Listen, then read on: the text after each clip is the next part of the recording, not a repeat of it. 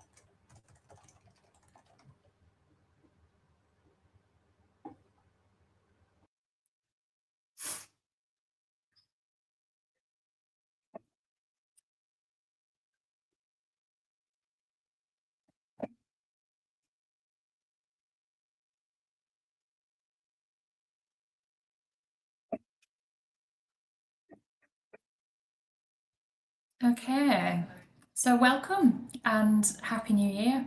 I'm delighted to be here to introduce you all to this session, and it's the first of our 2026 free webinars. We have myself who's presenting today, and we've also got Carl in the background who's doing some of the IT bits and pieces for us as well. So he might pop up occasionally and helping me out in the background. So this session provides an introduction to interoception, exploring what it is, why it's helpful to have increased awareness of it in relation to sensory processing and overall regulation for children. And you'll gain an insight into the interoceptive sense, common signs and symptoms of muted interoceptive awareness, the ways that it can influence daily activities such as self-care, school participation and play, and how teachers, parents, individuals can support interoceptive awareness to make a positive difference. So the session's going to take a practical and accessible approach, focusing on awareness and understanding of interoception. You'll be introduced to simple, evidence-informed strategies and supportive approaches that help children to build confidence, develop functional skills, and participate more fully in everyday life. So hopefully by the end of the session, you'll have a stronger understanding of what interoception means, how it may affect a child's daily experiences, and when involving an occupational therapist or other healthcare professionals could provide valuable support and guidance. It's important to note that this session is providing very general guidance around interoception, and it's likely that further professional assessment of need is required to fully unpick and explore an individual's interoceptive awareness and sensory profile of need.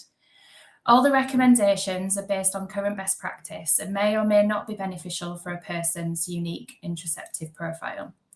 So this session is aimed at raising awareness and understanding so individuals can access specialised assessment and further bespoke support. So at OT4Me, we believe that every young person deserves a chance to thrive in spaces that celebrate, don't challenge the way that their brain experiences the world.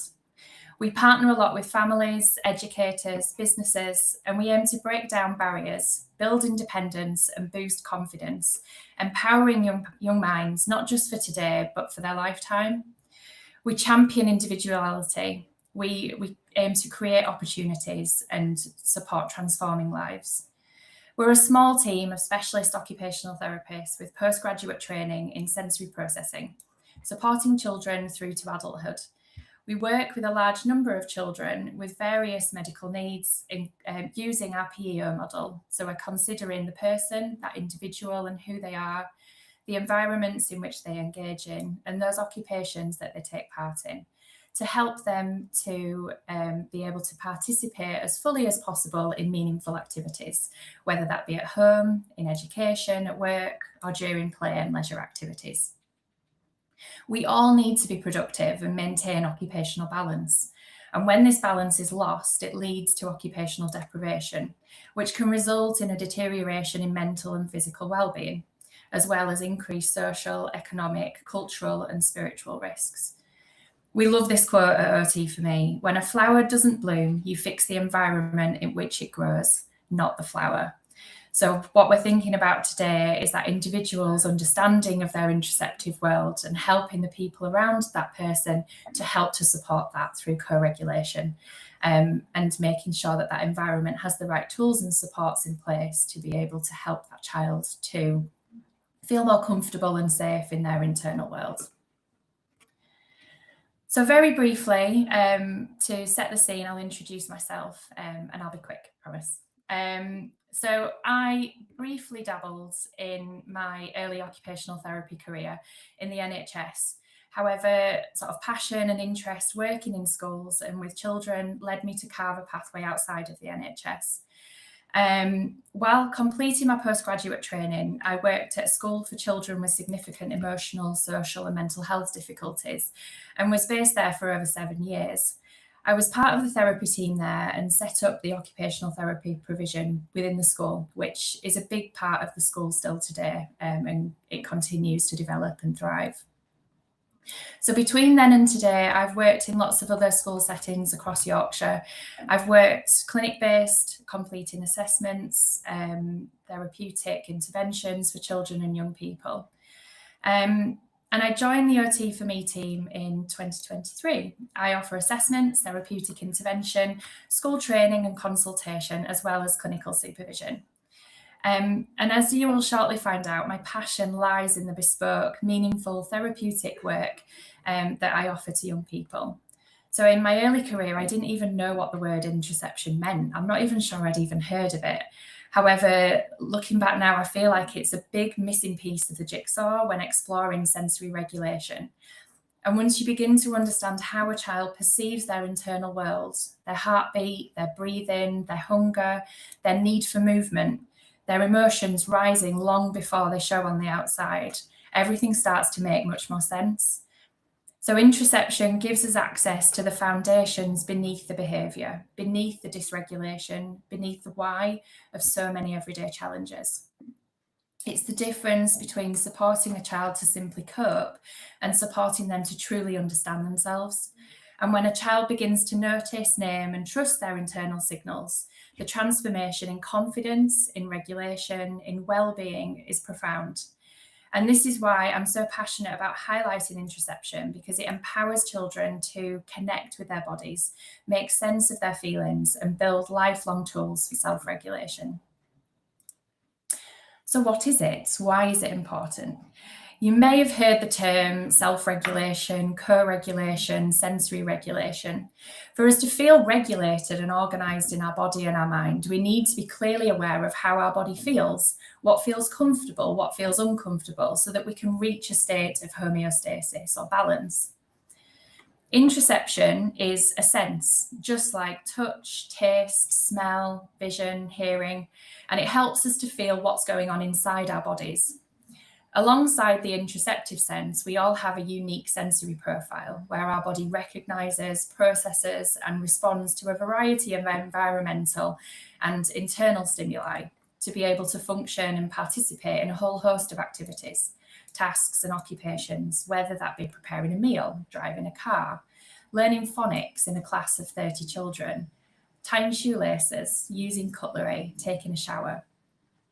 Our sensory profile influences our regulation, our interests, our attention and focus, our gross and our fine motor skill ability, our participation level, our understanding of the world around us, and our ability to access academic learning, take care of ourselves, take enjoyment through hobbies and through interests. So interoception consistently, both consciously and unconsciously, sends us signals or messages to help us to stay in a state of homeostasis or balance. So do you ever feel your heart racing, your head pounding, your muscles aching, your throat maybe feeling dry or tickly, your stomach growling? Many people can clearly feel these signals from inside their body because of interoceptive awareness and begin to unpick what they may mean. However, there are also many people who have muted interoceptive awareness, making it a much more complex exercise than simply recognising and responding to those signals to remain regulated. And Interoception also consistently, consciously and unconsciously sends us signals or messages to help us to recognise our emotional state. So do you ever feel your cheeks blush, your eyes water, your fists clench, your shoulders tense? Your lungs need to take that really deep inhale. Your body needs to move. Many people can clearly feel these signals inside their body and begin to unpick what might be happening and what they might be feeling. However, there are also many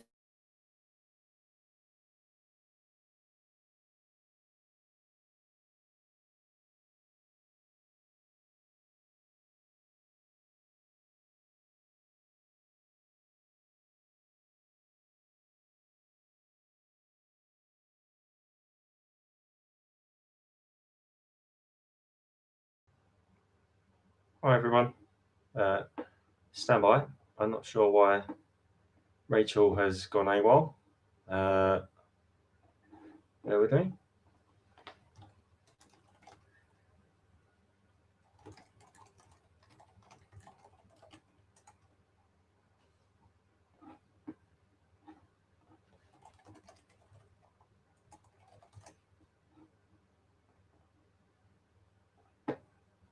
She's en route back. Don't panic. I'm not sure why you disappeared there. I don't know. strange.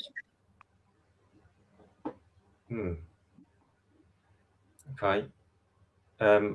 Yeah, there we go. Share your presentation again and then carry on as you were. I'm not sure why that was. As if nothing happened.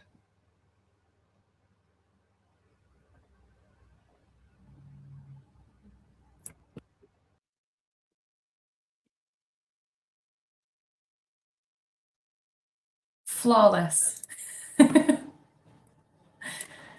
There we go. Can everybody see that again now?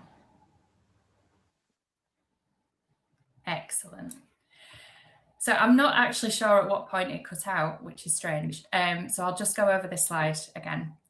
So interoception consciously, unconsciously, and consistently sends us signals and messages to help us to recognise our emotional state. So do you ever feel your cheeks blush, your eyes water, your fists clench, your shoulders tense, your lungs take a deep inhale, your body needs to move? Many people can clearly feel these signals from inside their body to begin to unpick what it might mean and how they may be feeling. However, there are also many people who have muted interoceptive awareness or are still developing their interoceptive awareness to more consciously begin to respond and recognise those signals to then be able to be able to respond to those. So this slide shows interoceptive awareness as a process. This is not a single skill. This is not one thing that can just be learned and then we have it and we roll with. For me as an adult, I'm a parent, I'm a therapist, I continuously work on this process and I don't always get it right. So the people around me can help and to support me to understand my emotions better, help me by offering strategies of support or labelling or questioning what might be happening for me. As your role as friend, mentor, teacher, parent, you can do this for the people around you too. So we start off, first of all, by noticing these body signals. And this is all about tuning into what's happening inside our body. So things like the fast heartbeat, the tight tummy, the warm face, the butterflies, the heavy limbs. Many children and adults don't naturally notice these signals. So we often need to slow things down, label those sensations out loud, and use visuals and modelling to help to support this stage. And I'll talk in a bit more detail about how that can be done a little bit later on. So second part to this process is being able to connect those body signals to a sort of meaning. So this is where we help link those sensations. So it might be that a tight chest might mean that we're feeling worried, or our body feeling wriggly and needing to move may mean that we're excited, or may mean that we want to run away from something and actually we're fearful and scared. It may mean that we're feeling quite anxious, and so we use movement as a way of supporting us to feel a bit more relaxed again. So this stage is strongly supported through co-regulation, adults naming what they observe and offering gentle hypotheses rather than just expecting the child to know. And third, we then have the strategies. We have that being able to respond to, okay, I recognize I feel uncomfortable. I feel empowered to be able to do something about this, and I know what my body needs to feel a little bit more comfortable again. So this is choosing that effective strategy to help the body feel safer and to feel more comfortable. It may be movement, it may be deep pressure, it may be taking a rest or a break, it may be reaching out to somebody and asking for help. So if a child struggles at this stage, it's often because these earlier steps haven't fully developed yet, not because they're being non-compliant. So regulation strategies only work when they're matched with understanding. Interoceptive awareness builds from the bottom up and helps with that understanding.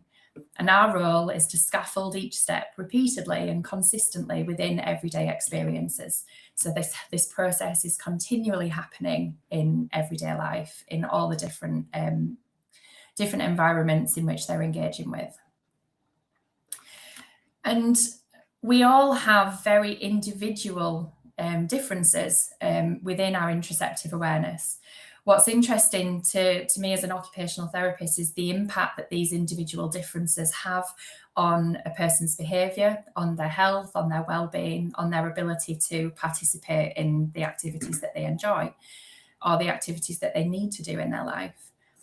There are many ways that individuals can differ on the measure of interoceptive awareness. For example, your friend might be more accurate at feeling body signals than you, but you might actually pay more attention to your body signals than your friend does. One sibling may be more attuned to body temperature regulation, and the other may be more attuned to hunger and fullness awareness. We're all different and respond differently also. Other people may have difficulties, including difficulty identifying exactly how they feel. They may have a general feeling of discomfort, but can't pinpoint the specific location or the specific emotion associated with that. They may be able to detect an emotion, but cannot necessarily work out the intensity of it. For example, the difference between a little bit frustrated to being explosively angry. Or it might be that they detect a general feel of excitement but can't detect other emotions alongside it, such as nervousness or anticipation or enjoyment and happiness. So some functional consequences of this are not that surprising. For example, if you have difficulty sensing stomach signals, you may eat or drink too much or too little and not get enough vitamins across the day. What if you have difficulty sensing pain signals? You might only realise you've hurt yourself when you receive information from another sense, like noticing the bruise on your arm or the cut on your knee. And it may be harder for you to avoid getting hurt. All of our profiles are unique and impact us positively and negatively in different aspects of our life. So this slide, I'm going to briefly bring in a little bit of research, but I'm just going to touch on this. Obviously, today's webinar is designed at offering that general practical guidance that's relevant for everyone. And whether someone identifies as neurotypical or neurodivergent, whether they have a formal diagnosis or not, interoception is a human process which we all experience in different capacities. And that being said, there's now consistent and growing research showing that interoceptive awareness doesn't develop the same way for everyone. So in the left box, we can see that the research is demonstrating that children with autism and ADHD show reliably lower interoceptive accuracy, typically, when compared with neurotypical peers. So these findings have been replicated across multiple studies, systematic reviews, and it doesn't necessarily reflect a lack of intelligence or motivation or effort. It reflects genuine neurological differences in how those internal body signals are detected, interpreted, and understood. And this helps us understand why some children and adults may struggle to recognize early body cues, name those emotions, assign labels to those sensations, and respond before becoming too overwhelmed. And in the right-hand side box, we can see something equally important and quite hopeful, that the research is consistently showing that increased interoceptive awareness can significantly reduce anxiety. It can improve emotional understanding and regulation. So when people are supported to notice body signals earlier, make sense of what those signals mean and link them to those emotions, they are then better able to respond rather than react. And what's key here is that this benefit it's not limited to one group. While it can be beneficial for some neurodivergent individuals to strengthen that interoceptive awareness, it's important to remember that for all of us, it can be an incredibly beneficial skill to have, which is developed throughout our lifespan.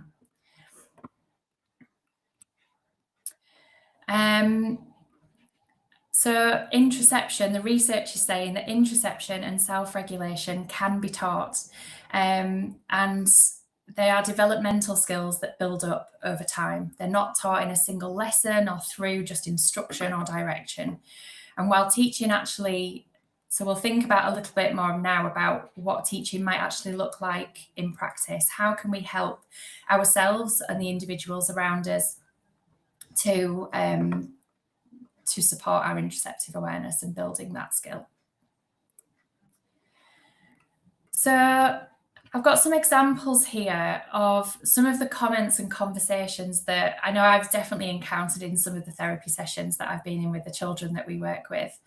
So example one, sometimes I feel so many things all at once in my body. It gets very confusing and I don't know what to do. So this young person who can recognize general sensations within their body, but they maybe don't yet have the skills or strategies to respond to them. So in therapy, we'd work together to help identify and name these sensations, exploring how they relate to specific parts of the body and to particular emotions. So with support, the goal is to develop tools that help the young person to understand and respond to what their body is telling them, and ultimately help them to regulate those feelings more effectively. We'd explore what's happening as a whole, but also what we notice when we explore those sensations in isolation.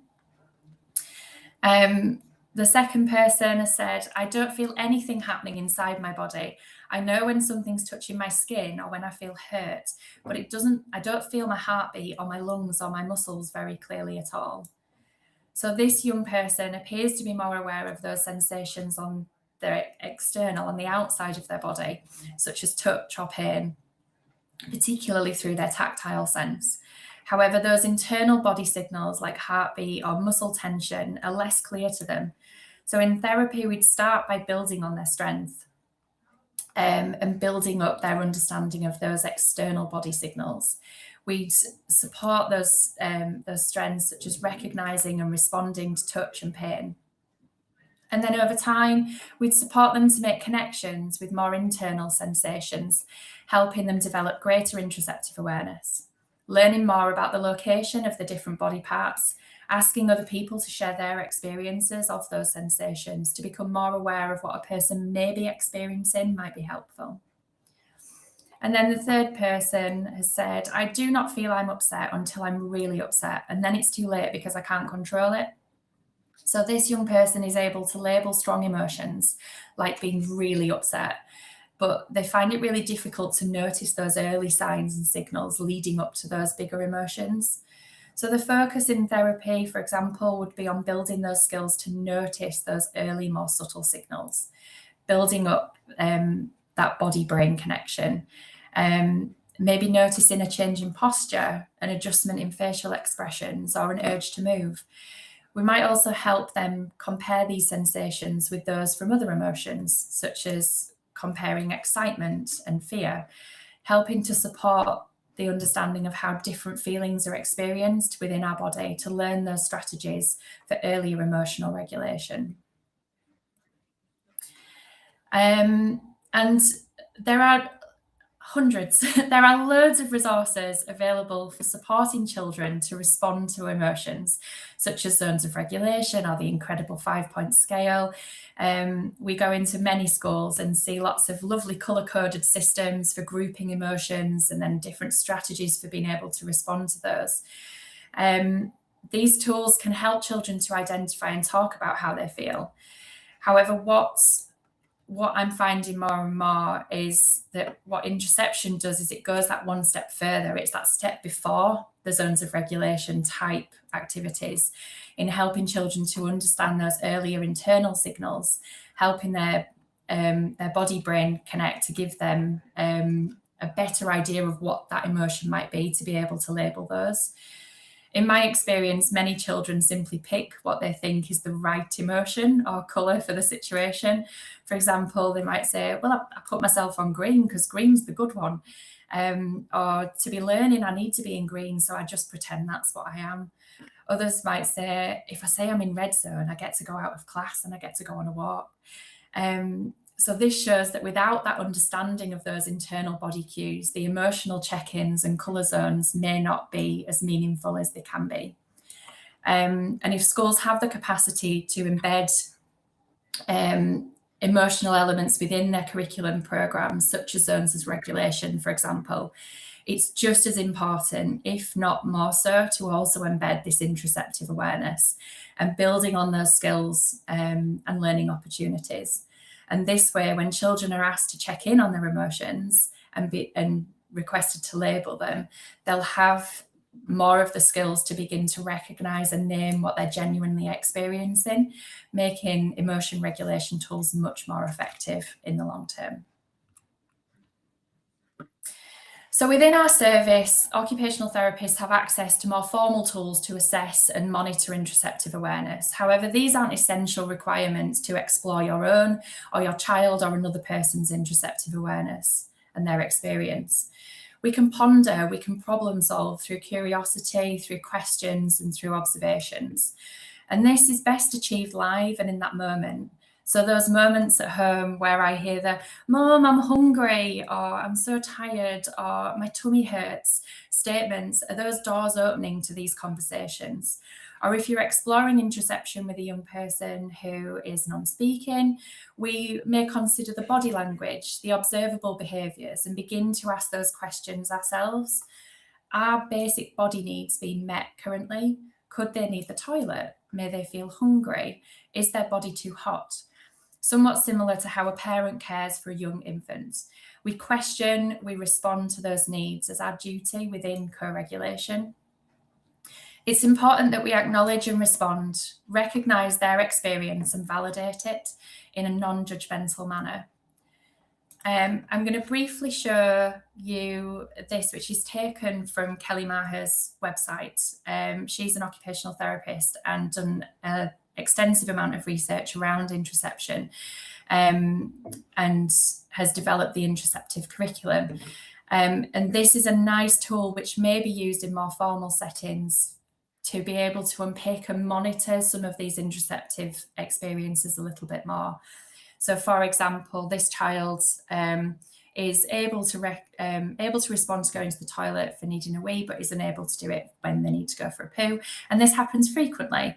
So we can then begin to unpick those questions a little bit more. So where does this tend to happen? How frequently is it happening? Are there any medical reasons for why this difficulty might be occurring? Is there anything that they are noticing? What do they pick up on? What is their interoceptive experience around these body sensations when going to the toilet? This child also frequently experiences sensory overwhelm. So the individual appears to be less aware of when growing overwhelmed from a sensory environment. So it tends to take place in busy, noisy spaces, when they're required to transition around the classroom and in the corridors around school. They tend to cover their ears, they appear to be withdrawn, they appear to go quiet. So as an adult supporting that child, we can begin to speculate what might be happening and what those early subtle signs are that their body is telling you that will help to unpick what might be about to happen around the corner if we don't intervene and offer something, some strategy that may be more beneficial. And so this is where our role as co-regulators is vital for building that interoceptive awareness, because it provides that external scaffold that a person needs to be able to notice, interpret, and make sense of their internal body signals before they can do this independently. So this is that bridge to self-regulation, to being able to manage that on their own. And interoception develops in relationships. So early awareness of hunger, tiredness, pain, excitement, or anxiety is learned through repeated experiences of another person noticing, naming, and responding to these sensations. For example, you're rubbing your eyes, your body looks a little bit tired. Without this shared regulation, body signals remain vague and quite overwhelming. A regulated nervous system is required to notice internal signals. So when a child is dysregulated, the brain prioritizes survival over awareness. Co-regulation, that calm voice, the predictable presence, the rhythmical movements help to shift the nervous system into a better state where those internal sensations can be felt and tolerated or explored more safely. And adults can help to translate body signals into meaning. So interoceptive cues are subtle. They can be really, really confusing. And through co-regulation, adults can model noticing, labeling, and linking sensations to emotions or needs. And we can do that and voice it out loud ourselves. Oh, my hair's tickling my neck today. It's feeling a bit itchy and uncomfortable. We're demonstrating how we can notice these sensations in our body and be able to respond to them to make ourselves feel more comfortable again. Or we may pick up on something that somebody else is potentially doing. Your heart is beating really fast. I wonder if your body's feeling excited or scared. This helps to build that child's internal body emotion map. And safety allows for curiosity. When we feel calm, attuned, feel safe, next to a calm, attuned adult, that threat response reduces. It allows that child to attend inwardly and rather than remain externally vigilant. So interoceptive awareness can't grow when we're in a state of fear or overwhelm. We need to feel regulated. We need to feel safe in our body to be able to explore these elements a bit better. And co-regulation supports gradual independence. So repeated co-regulated experiences lay that neural pathway for self-regulation. And over time, the child internalizes the adult's language, the strategies, and the calm responses, moving from you help me notice to I can notice, whatever that may be. And it's particularly important to consider that children with sensory processing differences, trauma histories, or neurodevelopmental conditions often experience interoceptive signals as either muted or intense. So co-regulation helps them to stay within a tolerable window while learning what their body is telling them. So the starting point, we need to notice these body signals that the child cannot yet identify, help them to interpret and name those internal sensations and respond supportively to meet those underlying needs. So for example, your breathing is quick. Let's see if we can slow it down together. Your tummy might be telling you it's feeling hungry. It's at this stage that regulation happens with the adult and not independently. And we can begin to unpick what those sensations might be meaning a little bit more. So starting at the beginning of the process, our body is beginning to notice these internal sensations. At this stage, the child is not expected to label them or make sense of them or assign them to any particular emotion. It's purely just noticing what we're recognizing. My hands feel a bit sticky and sweaty today. My skin feels a bit cold.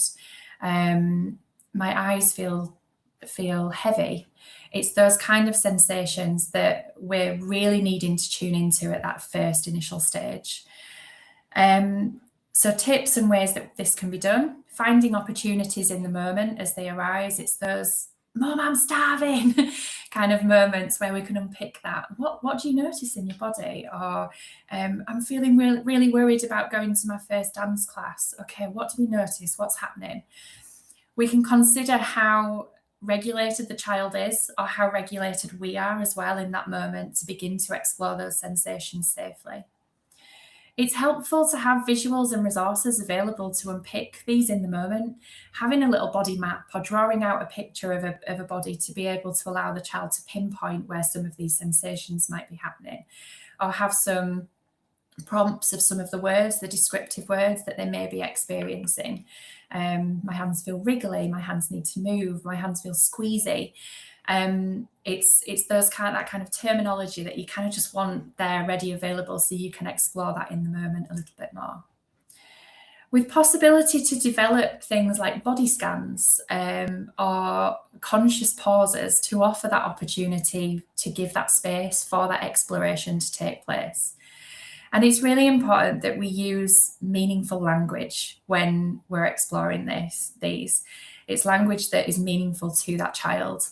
Again, this is taken from Kelly Maher's interoceptive curriculum, but that idea that we will all have different ways of exploring this that we can understand and process and make sense of. And what Kelly does within her interoceptive curriculum is break that down quite nicely. So you start off by you as the adult noticing what's happening, what you observe. I can see your feet are shaking. Look at your feet. Do you see them shaking? So we're really bringing that to the conscious. Your hands feel wet. See the water on your hands. Touch your arm with your wet hands. Do you feel the wetness? So we're really bringing that down to be that core focus. Whereas a more proficient and advanced person who's able to explore the interoceptive experiences may be able to respond to, how do your hands feel now? Do they feel different to how they felt before? And there's more direct questions. What do you notice that's different? It's the way that we use those questions can really help us to help the child to extract the right information. And again, Kelly Maher has a range of helpful resources developed specifically to explore noticing body sensations. And within our therapy sessions, we use these tools as a way of supporting that interoceptive curriculum a little bit more deeply. But at home, having access to various books to be able to look and visually see what's happening in the body. Where are the lungs in comparison to the heart? Where's the stomach placed in comparison to the bladder? So we can begin to explore isolating those sensations a little bit more greatly. There's a fantastic BBC children's programme, Operation Ouch, which is accessible for kind of primary school age children, maybe a fun and sort of non-embarrassing way to explore topics such as poo, wee, sick, and a kind of accessible, fun way of being able to explore the body in a little bit more detail.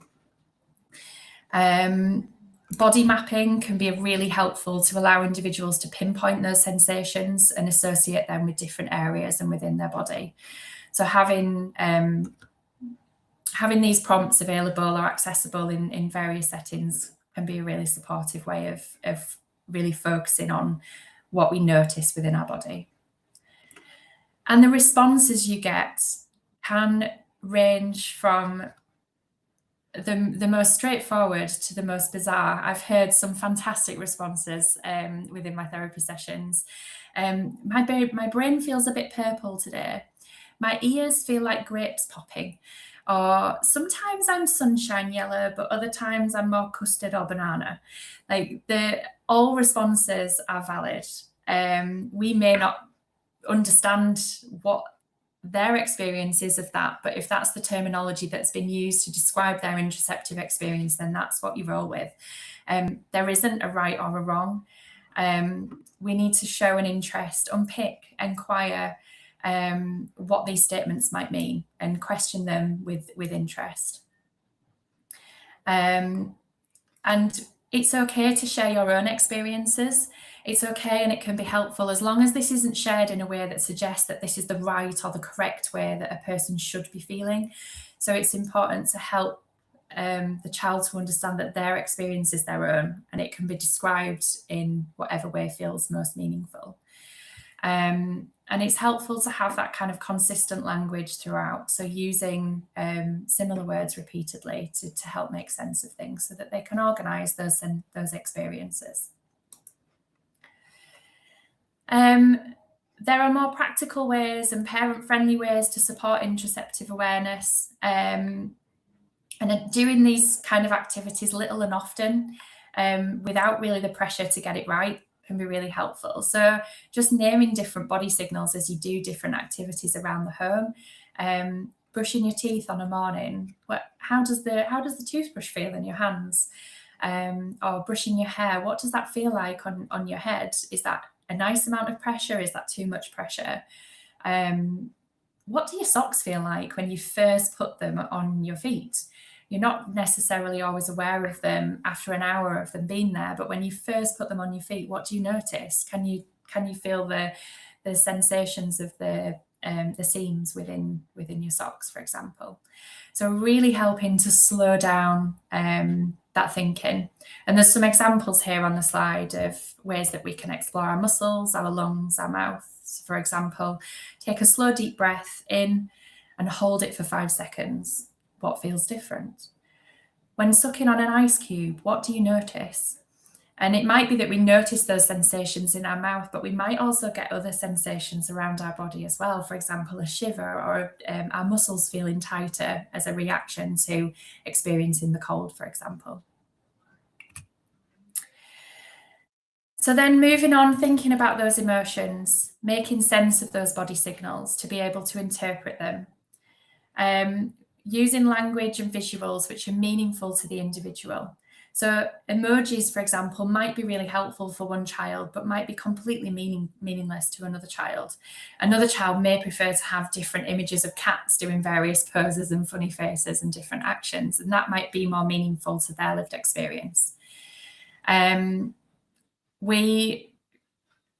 have like a different way, to have a way of discussing the definitions of different emotions, help develop those together with that particular child. And it's important to remember that you don't have to explore this stage. So a lot of the children we work with at OT for me, we focus very heavily on that body, understanding that, noticing. And actually what's really important then is the action. I noticed this, what can I do about it? For some individual, it's not meaningful to go into, well, what does this mean? Well, this must mean I'm happy, or this must mean I'm feeling worried. For some children, that is a really important aspect, but for others, it isn't. So it's helpful to recognise what is meaningful for each individual and decide which areas of this process are more vital to explore. And I suppose this section is a little bit like doing a maths puzzle. Which sensations within our body add up to equal that particular emotion? So our body signals are cues to my emotions. My body can feel many different ways. Sometimes my stomach can feel empty, or it can feel growly. Sometimes my hands might feel sweaty, or they might feel cold. My muscles might feel tight, or they might feel relaxed. And noticing these body signals is important, and they give me clues about how I'm feeling. By noticing several body signals together, I can better understand my emotions. So for example, heavy eyes, heavy muscles. For one person, it may mean that they're feeling tired or sleepy. For another person, that interoceptive experience may unpick to mean that they're feeling a bit unwell. If I think about heavy eyes and heavy muscles, my brain instantly goes to hay fever. I get horrendous hay fever in the summer. And so that experience to me is more of an allergic reaction. It's the allergy. It's that feeling quite tense and irritated by the environment around me. A dry mouth, a dry throat. For one person, it may mean that they're feeling thirsty. For another person, their experience may be that they're feeling quite nervous about something. Or maybe they've previously been shouting, maybe they've been talking a lot, and as a result, that's how the body's reacted. And then similarly, jumping feet, fast heart and a loud voice, maybe feeling excited, maybe overwhelmed, maybe scared, maybe another sensation that I've not listed there. So then we think about the actions, and these are really unique to that individual's experience. We don't necessarily have one solution that fits all, do we? We have different experiences that might be effective on one day but aren't on a different day, depending on our mood, depending on the environment that we're in. And our needs can vary. The intensity of those sensations can vary, and our awareness of those sensations can vary. So our actions need to be presented in a flexible way. And it's important to help children, particularly who are transitioning from that kind of co-regulation stage to self-regulation, to help empower a person to know that more often than not, they can help their body from feeling uncomfortable to feeling more comfortable again. So as I've said, this is a really personal to the individual. So naturally, in line with the work that we do at OT for Me, we're considering sensory processing and regulation. Many strategies explored often link directly to supporting a person's sensory profile. Kelly Maher uses the term feel-good menus. So that idea that we have go-to activities, we have strategies, we have tools or equipment or a key person, which may be helpful to offer that support and to have access to. Having helpful actions helps a child to feel more in control of their own interoceptive experience and regulation.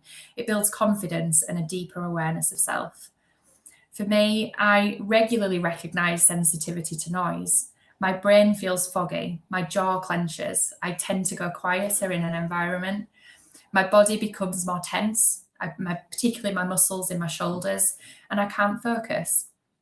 Sometimes I could label this as anger, sometimes it's frustration, sometimes it's overwhelm, or maybe linked to tiredness. My strategies, some more effective than others, include shouting, "Shut up!" to the people around me, leaving the space, going to a space where I can focus on one auditory input, for example, maybe going to play the keyboard and put headphones on, going outside, telling the people around me that I'm struggling within that environment. Maybe I can control the environment a bit more and adjust the noise level, turn things off. Maybe I can connect with the people around me and ask for a hug or chew on chewing gum or something. There are a lot of different strategies that I can use to help with one particular problem, and it very much depends on that particular day what feels most beneficial. So what I notice in younger children in particular is they may declare that they're noticing their bodies. I need a wee, I'm hungry, my leg hurts. And they need or expect you as that grown-up, as that adult within that space, as that safe person to help to unpick and problem solve that for them. Do you think you maybe need to go to the toilet now, or do you think you can wait a few minutes? I wonder if you're actually feeling thirsty. When did you last have a drink? Or what helps when you're hurt? Have you tried rubbing it? Will a hug help? So we can begin to support that interoceptive awareness a little bit more through those interactions. And just to conclude, so interoception is the sense of internal body signals such as hunger, thirst, toileting, pain, temperature, breathing, heart rate, and those emotional sensations. And it's often referred to as the eighth sense. Interoceptive awareness involves noticing, interpreting, and responding to these signals, not just experiencing them, but understanding what they mean and how to act on them.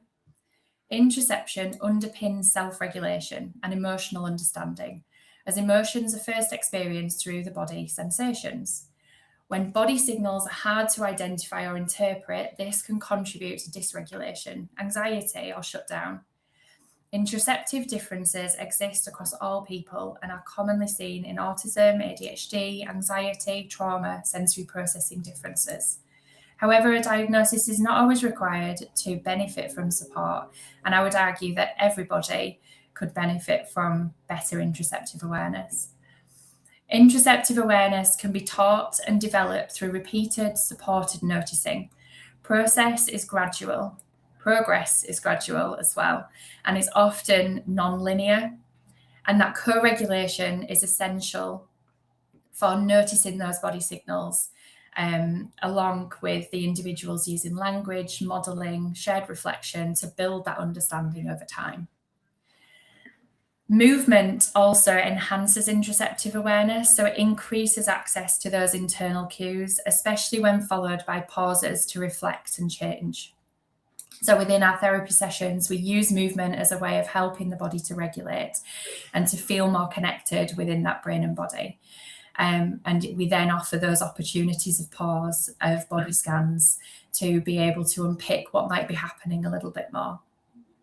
And those external supports, such as visuals, check-ins, maybe timers and routines, can act as a bridge to developing that self-regulation over time. And I think, yeah, that's just about it. So there's some references there. I've mentioned Kelly Maher quite a lot within the presentation, and that's because she's done an extensive amount of research and has a whole range of resources that we use quite often within our therapeutic services. Just a little bit more about who we are at OT4Me and how we can support and help. So we work with many children and adolescents who have sensory processing difficulties and interoceptive challenges and other related conditions. We put recommendations in place to support development and engagement at home and in school, considering reasonable adjustments and therapeutic supports for helping individuals and families and education settings. I am happy to take some questions, and please do get in touch and link up if you're keen to find out more, discuss any personal circumstances, and think our service can support you further. So I will wait and see what questions may appear.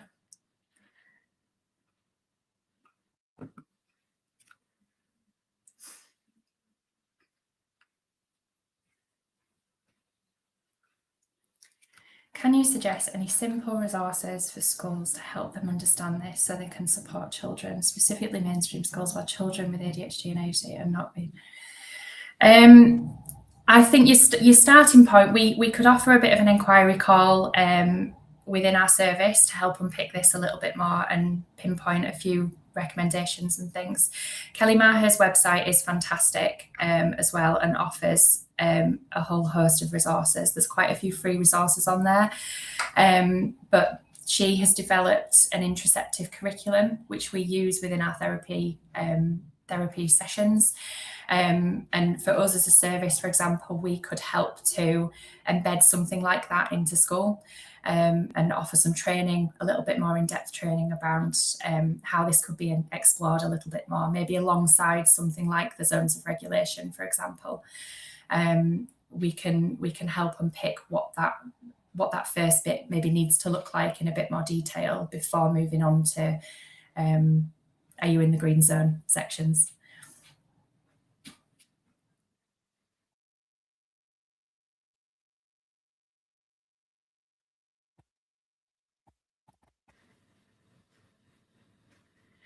Yeah, so the interoceptive curriculum I've heard of it being done as a whole class experience, really. The curriculum itself, which can be adapted, and obviously within our therapy sessions, we aim to adapt it and make it quite bespoke to that individual's experiences, but it absolutely can be done as a small group, and actually doing it with more people, you gain deeper insight into what other people's experiences are as well, and an understanding that what you experience, it's okay for that to be different to what the person next to you is experiencing, even if you're in the same family. So yeah, it can be done with as many or as little people as you want, and particularly as a starting point within that noticing, the activities are really practical. It's getting out ice cubes, it's experiencing what they feel like in your hand. It's doing squeezes with your hand and how do they feel. It's doing some nice deep breathing. It's blinking your eyes 10 times and noticing what's different before and after. They're really sharp, snappy activities that you can kind of pick up and drop in the moment as they're happening. So it's a really accessible resource to get your hands on.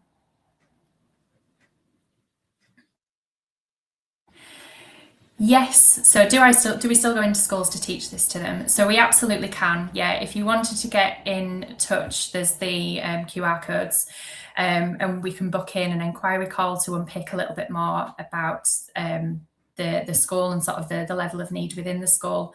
But we offer a range of training to education settings, and can go in and do kind of consultation work with staff as well. So if there's a Senko that's really keen to deploy some of these strategies a little bit more around school, but wants a little bit more supervision and support, that's definitely something that as a service we can support that and help with kind of weekly supervisions to unpick things a little bit more based on the circumstances or a particular individual's needs at school.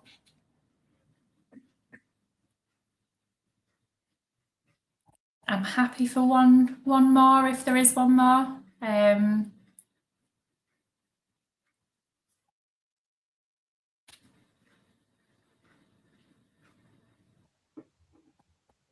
Not stand by. Okay. See if there's any more. A lot of positive comments. Oh, nice. Oh, there we go. Here's one. Do you recommend anything different for older children in terms of resources? No, I think you can it's very accessible no matter who you're working with, and what sort of level of understanding that person has. It's because interoception is so individual. Naturally, as you work through something like the interoceptive curriculum or just begin to explore your own journey through interoception, naturally the types of things that you're doing, it doesn't really matter what age a person is. We've worked with adults who wanted to unpick and explore their interoceptive worlds a little bit more, and done exactly the same activities as what you would offer to a child. Maybe the language that's used surrounding that is a little bit different, and some of the ways that we explore some of those emotions and the kind of conversations we have around those emotions have a different context within them than what they look like if you're speaking with a 5-year-old or a 12-year-old. But the sort of models and ways that interoception can be explored, I would argue you can do very similar things, no matter what age, really. We will leave it there for today. Thank you very much to those of you that have tuned in to listen. And please get in touch if you would like some further information. Thank you.